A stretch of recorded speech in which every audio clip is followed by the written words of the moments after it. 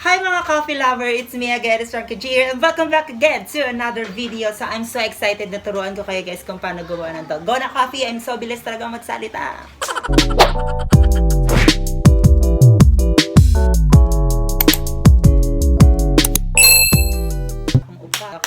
Paano ba siya bigkasin? Dalgona, or kahit ano guys, basta yun na yun. Hi guys, it's me again, it's Frankaloka here, and welcome back again to another video. So, for today's video guys, isa sa pinaka-trending ngayon is yung Dalgona Coffee. Dalgona. Ano ba siya ito guys? Pakpak. So, kailangan lang natin guys ng tatlong main ingredients, which is milk. Yes, the swak. Swak na swak sa puso mo. The milk. Ang instant coffee. Tak! So, yung instant coffee na binigay ng ating punong barangay. Charot. And sugar. So, kompleto ng ating ingredients. Let's get started the video. So, kailangan lang natin guys ng bowl. Tcharan! Bowl.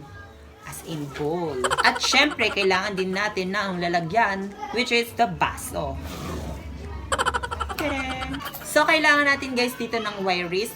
Pero kung wala po kayong wire whisk, kailangan lang natin ng kutsara at tinidor. Ay, balik pa. Kutsara at tinidor. Opo. First thing ang ating gagawin is to measure. Ang ating measurement is 1:1:1. If 2:2:2. Kailangan natin pantay-pantay. 1 scoop of sugar. Siyempre, 1 scoop of coffee din. So, gagawin natin dalawa para marami. 2 scoop. 2 scoop. Dahil dalawang nilagay natin na scoop na sugar, kailangan natin dalawa din.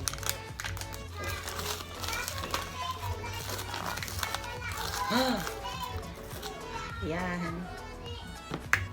Ito na guys.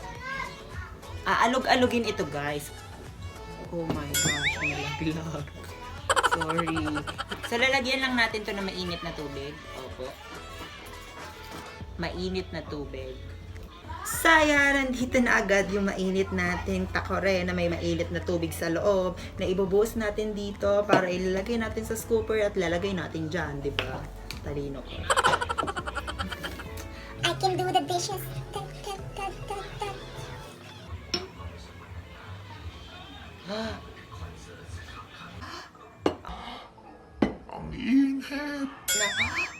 Ang init. So, kailangan din natin guys mag-ingat. Kailangan natin mag-ingat. Kailangan natin maging resourceful. Diba? Isang scoop. And next, isa pang scoop. Yan.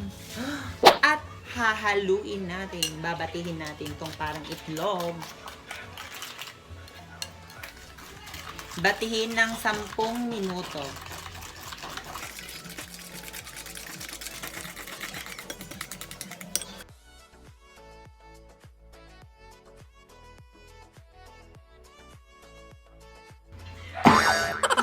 Nakakapagod pala to guys.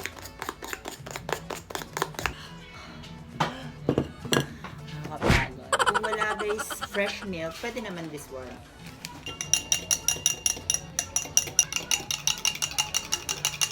At ilalagay na natin. Dapat foamy siya. Like this. Diba? At ayan, nailagay ko na ang ating Dalgona Coffee. So, tapos na guys. Papakita ko na sa inyo.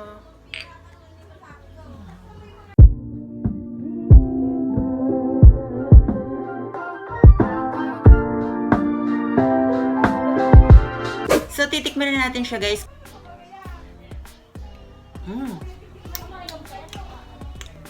Masarap siya. Medyo mapait kapag ununa natin yung top ng yung coffee. Mas ma-appreciate nyo kapag hinalo nyo.